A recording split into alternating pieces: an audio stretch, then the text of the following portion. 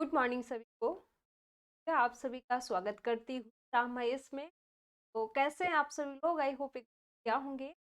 तो शुरू करते हैं। आज जो हम पढ़ने वाले हैं वो प्रेमचंद्र युग के बारे में जो है पढ़ने वाले हैं। हमारी लास्ट क्लास थी तो प्रेमचंद्र पूर्व युग के बारे में हमने पढ़ा था और वहाँ पर हमने देखा कि कौन कौन से जो है आपके प्रेमचंद्र पूर्व कौन कौन से कवि हैं और कहाँ से जो है आपके एग्जाम में क्वेश्चन पूछे जाते हैं, ये सारी चीज़ों के बारे में देखा था।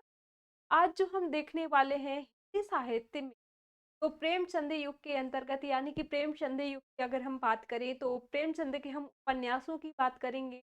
कौन कौन से जो है उपन्यास आपके रहे हैं प्रेमचंद युग, और कौन कौन से उपन्यास आपको इस परीक्षा के लिहाज से कौन कौन से उपन्यास आपको पढ़ना है, तो इसके बारे में जो है आज हम देखेंगे। ठीक है। देखिए, जो जो उपन्यास हैं आपके सिलेबस में, जो जो उपन्यास दिए हुए हैं और जो कहानियां वगैरह दी हुई, तो इनके बारे में जो है हम अलग से देखेंगे। यहाँ पर हम आज ये देखने वाले हैं कि प्रेमचंद कौन कौन से उपन्यास हैं, यानी कि इन्होंने कौन कौन से उपन्यास प्रकाशित किए, कौन कौन से इन्होंने उपन्यास रचे। ठीक है। तो चलिए स्टार्ट करते हैं। देखिए, प्रेमचंद युग की अगर हम बात करते हैं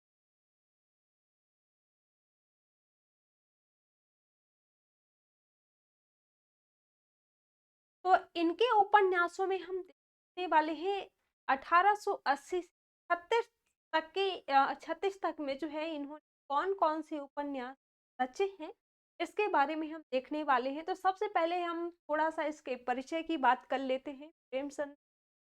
फिर उसके बाद हम देखेंगे कि कौन से उपन्यास हैं, किस सन में जो है इन्होंने रचा है, और इस उपन्यास का मतलब क्या है, उपन्यास का जो लिखने का मतलब है, क्या चीजें बारे में जो है आगे देखेंगे। देखिए, प्रेमचंद की अगर हम एक सामान्य परिचय की बात करते हैं, प्रेमचंद के आगमन तक जो है हिंदी उपन्यास रोमांचक काल्पनिकता तथा नैतिक उपदेशों से भरा रहा है, और प्रेमचंद ने पहली बार उपन्यास परंपरा को जो है वो सामाजिक यथार्थ से जोड़ा है। प्रेमचंद ने लिखा है कि मैं उपन्यास को मानव चरित्र का चित्र मात्र मानता हूँ, और मानव चरित्र पर प्रकाश डालना और उसके रहस्यों को खोलना ही उपन्यास का मूल तत्व होता है। ठीक है। प्रेमचंद लिखते हैं कि जो रचनाएं सिर्फ मनोरंजन के लिए होती हैं उनका महत्व दो कौड़ी का होता है। ठीक है, ये प्रेमचंद लिखते हैं। और आपको जो है याद रखना है, आ सकता है आपके एग्जाम में, कि किस कवि ने कहा है कि जो रचनाएं सिर्फ मनोरंजन का महत्व दो कौड़ी का होता है। ठीक है, तो ऐसा जो है प्रेमचंद ने कहा है। और प्रेमचंद के मूल नाम की बात करें तो धनपत राय था इनका नाम, और ये जो है उर्दू में नवाब राय तथा हिंदी में अगर बात करें तो प्रेमचंद नाम से इन रचनाएं लिखी हैं। देखिए, कुछ रचनाएं जो है इन्होंने उर्दू में लिखी हैं। फिर ये जो उर्दू की यानी कि उर्दू की इनके जो उपन्यास हैं, तो ये उर्दू के उपन्यासों का जो है इन्होंने हिंदी में रूपांतरण जो है किया है। ठीक है। तो इन्होंने जो है कुछ उपन्यास जो है उर्दू में नवाब राय और हिंदी में जो है प्रेमचंद नाम से रचनाएं लिखी। धनपत राय को जो है प्रेमचंद नाम उर्दू पत्र जमाना के संपादक दया नारायण निगम ने दिया है। प्रेमचंद को उपन्यास सम्राट की संज्ञा जो है सुप्रसिद्ध बांग्ला कथाकार शरतचंद्र चट्टोपाध्याय द्वारा दी गई है। प्रेमचंद ने अपने अधिकतर उपन्यास में पहले उर्दू में इन्होंने लिखे हैं, और फिर इसका बाद में इन्होंने जो है रूपांतरण किया है, स्वयं इन्होंने रूपांतरण किया है हिंदी। ठीक है। अब हम यहाँ पर देखते हैं प्रेमचंद के उर्दू के उपन्यास और इनके उर्दू के जो इनके उपन्यास है, हिंदी में क्या आखिर उर्दू के जो उपन्यास है हिंदी में इन्होंने जो है क्या रूपांतरण किया है, और इन उपन्यासों का क्या वर्ष है, कब ये उपन्यास जो है प्रकाशित किए गए हैं, इसकी अगर हम बात करें तो इनका उपन्यास है असरारे मआबिद। ये उर्दू का उपन्यास है, और इन्होंने जो है हिंदी में रूपांतरण किया है देवा स्थान रहस्य, जो कि 1905 में जो का रूपांतरण किया है। दूसरा जो है इनका उपन्यास है हम खुरमा ओ हम सबाब, 1906 में जो है प्रकाशित हुआ था। और फिर इसके बाद जो है इन्होंने प्रेमा अर्थात दो सखियों का विवाह है 1907 में जो है रूपांतरण। अगला उपन्यास है इनका किसना, जो कि 1907 में जो है इसका उर्दू में जो है प्रकाशित हुआ था। और फिर इसका जो हिंदी में रूपांतरण किया गया है वो गबन, यानी कि किसना का गबन रखा गया है और 1900 ये रूपांतरित किया गया है। अगले उपन्यास की बात करें तो अगला उपन्यास है इसका जलवा ए खार और 1912 में जो है इसका प्रकाशन हुआ है। और इसका जो हिंदी रूपांतरण है वो वरदान है और 1921 ईस्वी का रूपांतरण किया गया है। अगले उर्दू उपन्यास की बात करें तो बाजार ए हुस्न है 1917 में इसका प्रकाशन हुआ है। और फिर इसके बाद जो है हिंदी में रूपांतरण इसका हुआ है। हिंदी में क्या इसका रूपांतरण हुआ है, सेवा सदन, जो कि 1918 में जो है इसका रूपांतरण। अगले उपन्यास को देखें तो उर्दू का उपन्यास है इनका गोश्त ए आफियत। हिंदी में इसका जो रूपांतरण हुआ है वो प्रेमाश्रम में हुआ है और 1922 में जो इसका रूपांतरण हुआ है। अगला उपन्यास है चौगान ए हस्ती। इसका जो हिंदी रूपांतरण हुआ है वो रंगभूमि हुआ है और 1925। ठीक है। अब देखिए ये जो इनके उपन्यास हैं, प्रेमचंद का जो पहला उपन्यास है असरारे माआविद, जो कि 1903-5 में जो का प्रकाशन हुआ था। और ये जो है ये इनका पहला उर्दू का उपन्यास है प्रेमचंद का पहला उपन्यास है ये असरारे माआविद। और प्रेमचंद ने जो है प्रेमा अर्थात दो सखियों का जो विवाह है, तो ये जो है उपन्यास को परिष्कृत करके प्रतिज्ञा, जो कि 1929 का प्रकाशन हुआ था। तो इसका जो है दो सखियों का प्रेमचंद ने जो है प्रेमा अर्थात दो सखियों का जो विवाह है, इस उपन्यास को परिष्कृत करके प्रतिज्ञा शीर्षक में जो है इन्होंने प्रकाशित किया है। ठीक है? अब इनके हम प्रेमचंद के उपन्यासों की बात कर लेते हैं। प्रेमचंद के कौन कौन से उपन्यास हैं और आपको कौन कौन से उपन्यास जो है आपको पढ़ना है आपके एग्जाम के लिए। ठीक है? तो इनका उपन्यास है देवा स्थान रहस्य। इसका जो प्रकाशन है वो 1905 में हुआ था। और इसकी जो विषय वस्तु है, यानी कि ये जो उपन्यास है ये क्यों, इस उपन्यास का सार क्या है, ठीक है। तो इसकी अगर हम बात करें तो इस उपन्यास में जो है धार्मिक स्थानों में जो व्याप्त भ्रष्टाचार है और पाखंड है, तो इसका जो है देवा स्थान रहस्य में चित्रण किया गया है। ठीक है। जबकि ये जो है 1905 में प्रकाशित हुआ था। अगले उपन्यास की बात करें प्रेमचंद के तो प्रेमा है 1907 में जो इसका प्रकाशन हुआ था। और इसकी जो विषय वस्तु है, यानी कि इसका जो सार है वो विधवा विवाह की समस्या का चित्रण तथा आर्य समाजी उत्साह के साथ जो है विधवा विवाह का समर्थन जो है यहाँ पर आपको इस उपन्यास के अंतर्गत जो है। अगले उपन्यास की बात करें तो सेवा सदन है इसका उपन्यास 1918 में जो है इसका प्रकाशन हुआ था। और इस उपन्यास में इसमें जो है वेश्या वृत्ति की समस्या पर जो है गंभीर विचार करते इनके सामाजिक पक्ष की ओर अधिक ध्यान दिया गया है इस उपन्यास। इनका और उपन्यास है यहाँ पर जो है मैं मेंशन नहीं कर पाई हूँ, इनका उपन्यास है वरदान। वरदान की बात करें तो इसका जो प्रकाशन है वो 1900 हुआ है। और वरदान ये जो उपन्यास है इसमें जो है प्रेम एवं विवाह की समस्या का जो है चित्रण किया गया है। अगले उपन्यास की बात करें हम, अगला उपन्यास है प्रेमाश्रम और इसका जो प्रकाशन है 1922 में हुआ है। और इस उपन्यास में है ब्रिटिश शासन के अंतर्गत जमींदारों और किसानों के संबंधों का चित्रण आपको इस उपन्यास के अंतर्गत जो है देखने है। अगले उपन्यास की बात करें तो रंगभूमि है इनका उपन्यास, जो कि 1925 में इसका प्रकाशन हुआ है। और इस रंगभूमि उपन्यास में दिखाया गया है कि नव विकसित पूंजीवाद और भारतीय परंपरा के द्वंद्व को जो है व्यापक फलक पर जो है चित्रित किया गया है। और औद्योगिक पूंजीवाद राजनीतिक एवं बौद्धिक वर्ग प्रशासन तंत्र और उत्पीड़न का चित्रण आपको इस उपन्यास के अंतर्गत देखने को मिलता है रंगभूमि। ठीक है।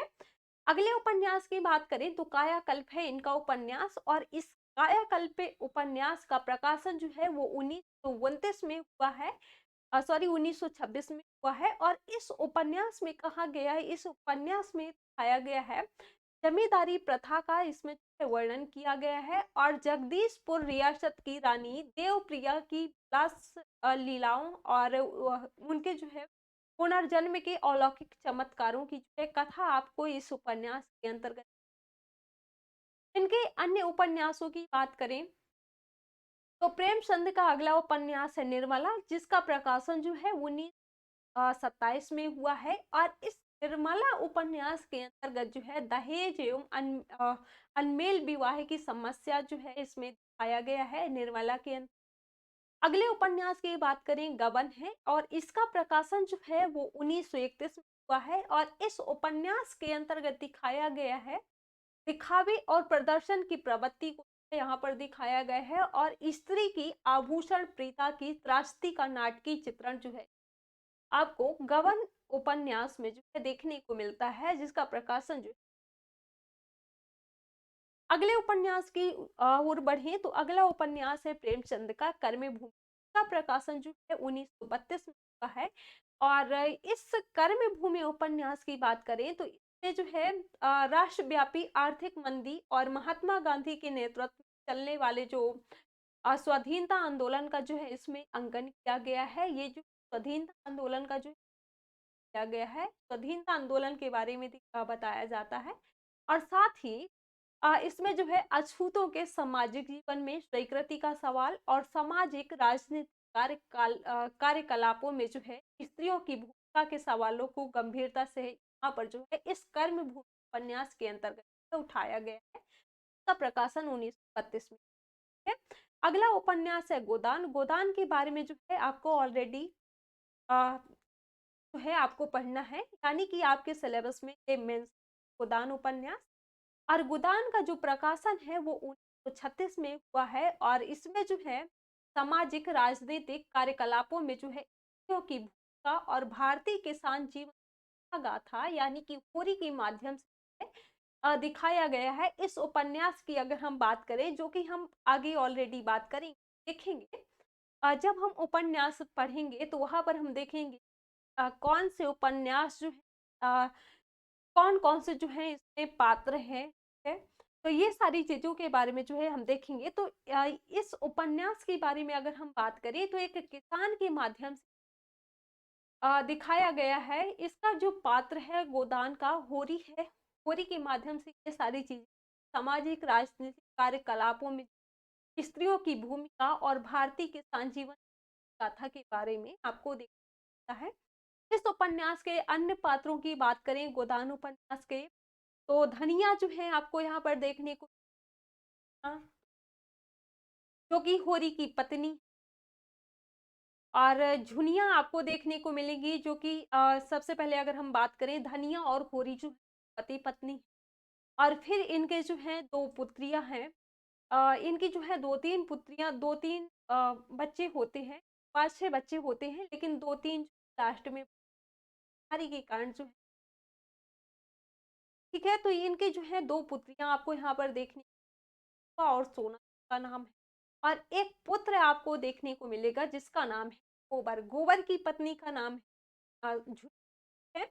यह सारी चीजें आप पढ़ेंगे गोदान उपन्यास के अंतर्गत, जिसका प्रकाशन जो है 19 का है। और इसका जो मेन पात्र की अगर हम बात करें तो होरी के माध्यम से है उस टाइम की दशा के बारे में होरी के माध्यम से दिखाया जाता है। ठीक है? अब हम बढ़ते हैं आगे। प्रेमचंद युग के अन्य महत्वपूर्ण उपन्यासों की बात करें, प्रेमचंद युग में और जो उपन्यास हुए और जो उपन्यास रचित हुए थे उनकी अगर हम बात करें, पहला उपन्यास है गोविंद बल्लभ पंत का। इनकी अगर हम समय की बात करें तो 1887 से तो 61 जो है इनका समय माना जाता है। और इनके मुख्य उपन्यास है व्यास, जिसका प्रकाशन जो है 1922 में हुआ है। और दूसरा उपन्यास जो है इनका 1934 में इसका प्रकाशन हुआ है प्रति। अगला उपन्यास है गोविंद बल्लभ पंत का मदारी, और इसका जो प्रकाशन है वो 1935 में हुआ है। अगले उपन्यास की बात करें, इनके एक सूत्र है और इसका जो प्रकाशन है वो 1942 में है। तो ये जो है ये प्रेमचंद युग महत्वपूर्ण उपन्यास है, यानी कि गोविंद बल्लभ पंत।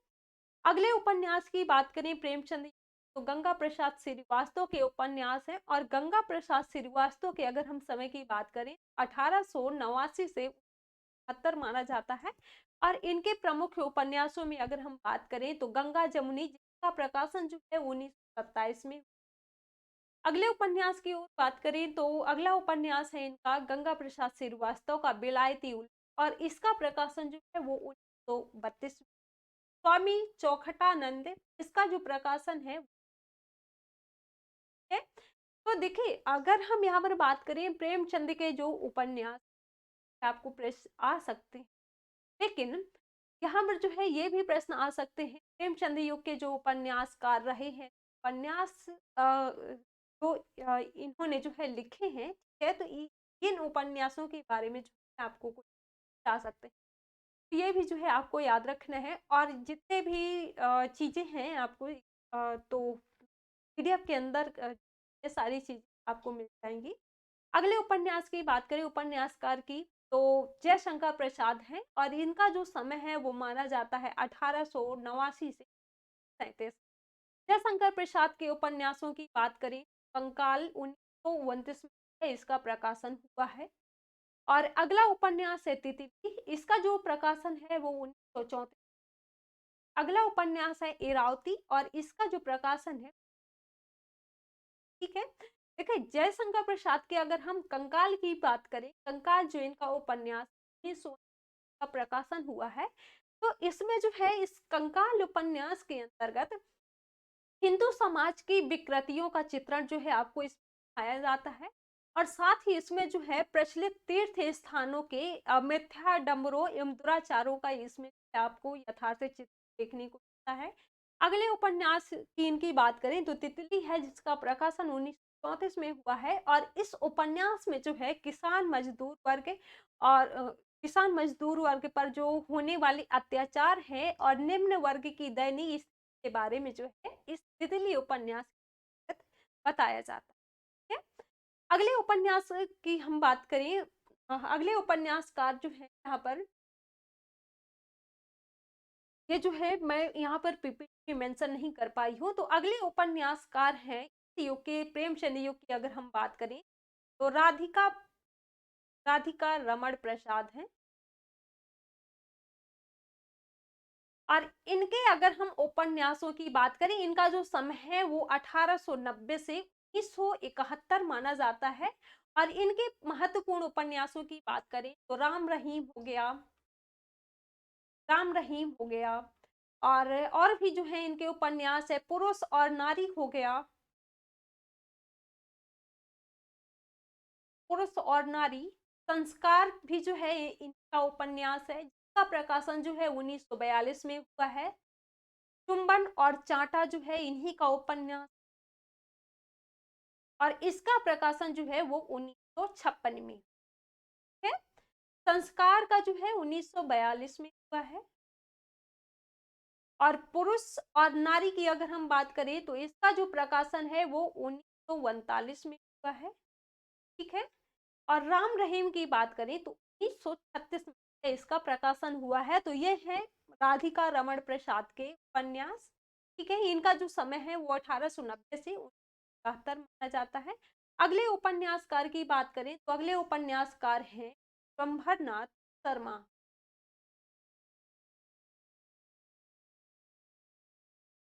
विश्वंभरनाथ शर्मा की बात करें तो इनका जो समय है वो 1891 से 1945 माना जाता है। और इनके प्रमुख उपन्यासों की बात करें तो इसका प्रमुख उपन्यास था, और इसका प्रकाशन जो है वो 1929 हुआ है, ठीक है। अगले उपन्यास की बात करें तो अगला उपन्यास है इनका भिखारिणी, भिखारिणी। और इस भिखारिणी उपन्यास का जो प्रकाशन है वो 1929 हुआ है, इसका भी। अगले उपन्यास की बात करें तो संघर्ष ये जो है इन्हीं का उपन्यास है और इस उपन्यास का जो प्रकाशन है वो 1945 में हुआ है, यानी कि लास्ट अगर हम बात करें इसका जो समय है वो 1841 माना जाता है। और इनका ये संघर्ष जो उपन्यास है वो लास्ट लास्ट में का लिखा हुआ उपन्यास है, ठीक है। अब हम अगले उपन्यासकार की बात करें तो चतुरसेन शास्त्री हैं। इस युग के उपन्यास देखिए, इस युग के जो महत्वपूर्ण उपन्यासकार हैं उनके बारे में हम, बाकी जितने भी उपन्यासकार हुए हैं और जितने उपन्यास जो है प्रेमचंद ने जो प्रकाशित की, तो ये सारी चीजें आपको पीडीएफ के अंदर है। तो अगले उपन्यासकार की बात करें चतुरसेन। चतुरसेन के अगर हम समय की बात करें का जो समय है वो 1891 से 60 माना जाता है। और इनके प्रमुख उपन्यासों की बात करें, ये जो है कई उपन्यास हैं। जैसे हम इनके उपन्यासों की बात करें तो हृदय की परख हो गया, जैसे इसका जो प्रकाशन है वो 1918 में हुआ है। अगले उपन्यास की बात करें तो हृदय की प्यास है, इसका जो प्रकाशन है वो 19 हुआ है। और आत्मदाह जो है इनका ही उपन्यास है और इसका जो प्रकाशन है वो है। अगले उपन्यासकार की बात करें इस युग के तो शिवपूजन सहाय। शिवपूजन सहाय के अगर हम समय की बात करें तो इनका जो समय है वो 1893 से 1966 माना जाता है, 1900 माना जाता है। और इनके अगर हम उपन्यासों की बात करें तो देहाती दुनिया इनका जो है उपन्यास है। और इस देहाती दुनिया उपन्यास का जो प्रकाशन है वो 1926 में, ठीक है। और इस देहाती दुनिया उपन्यास की बात करें तो इसे जो है आंचलिक उपन्यास माना जाता है। आंचलिक उपन्यास इसे माना जाता है और ये जो आपको याद रखना है। शिव पूजन सहाय की अगर हम बात करें तो शिव पूजन सहाय की जो आशा है, तो शिव पूजन सहाय को जो आशा के जादूगर के नाम से जाना जाता है,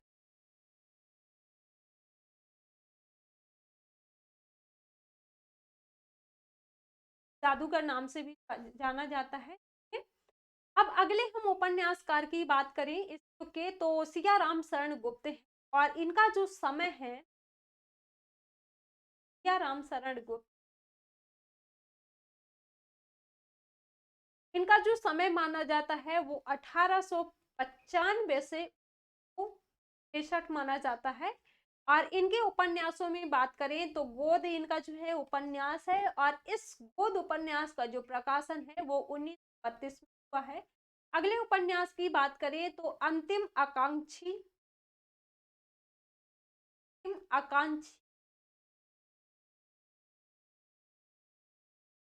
अंतिम आकांक्षा जो है उपन्यास है और इसका जो प्रकाशन है 1934 में हुआ है।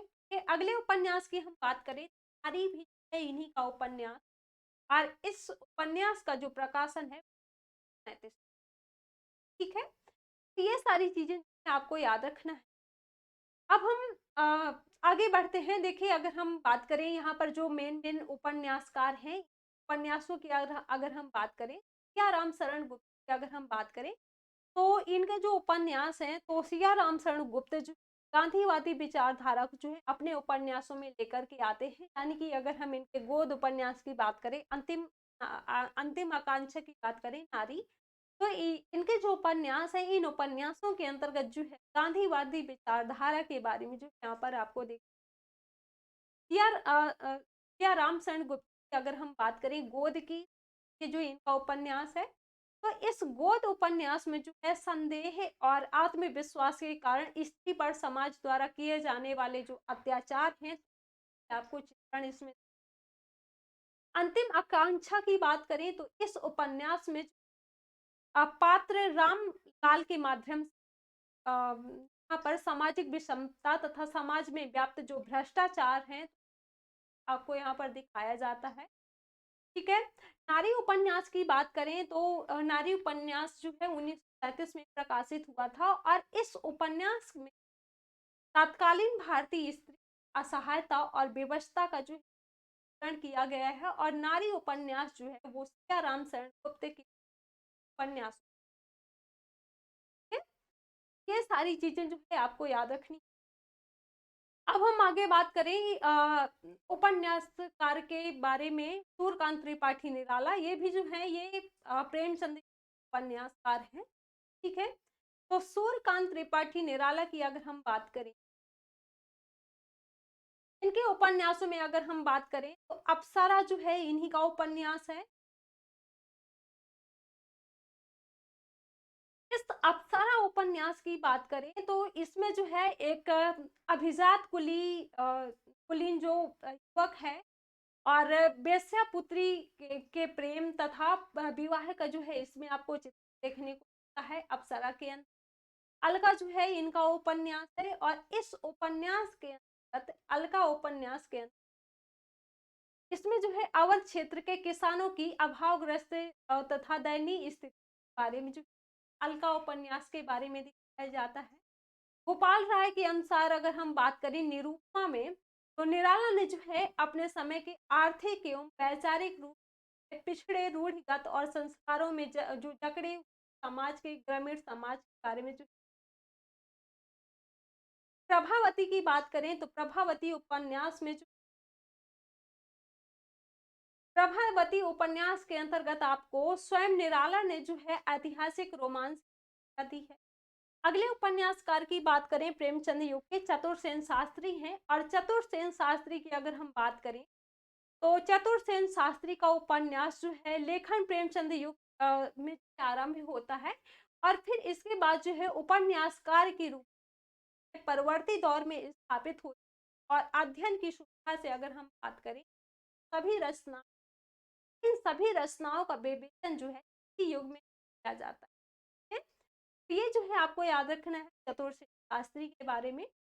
तो आज का सेशन जो है वो हम तक रखते हैं। आज जो हमने देखा प्रेमचंद युग के कौन कौन से उपन्यास हैं, यानी कि कौन कौन से जो आपको परीक्षा के पॉइंट ऑफ व्यू से कौन से उपन्यास आपको पढ़ना है।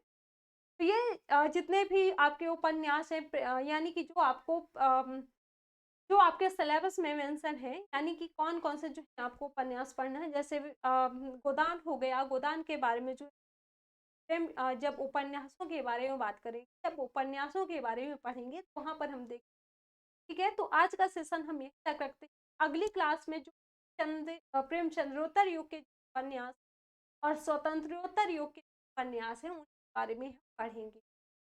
तो उम्मीद करती हूँ ये सारी चीजें आपको, और ये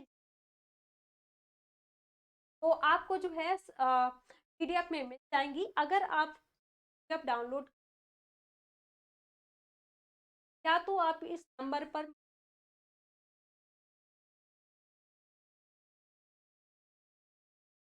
या फिर आप अगर पीडीएफ चाहिए हो आपको तो इस नंबर पे जो है आप मैसेज कर दीजिएगा, तो यहाँ आपको पीडीएफ मिल जाएंगी।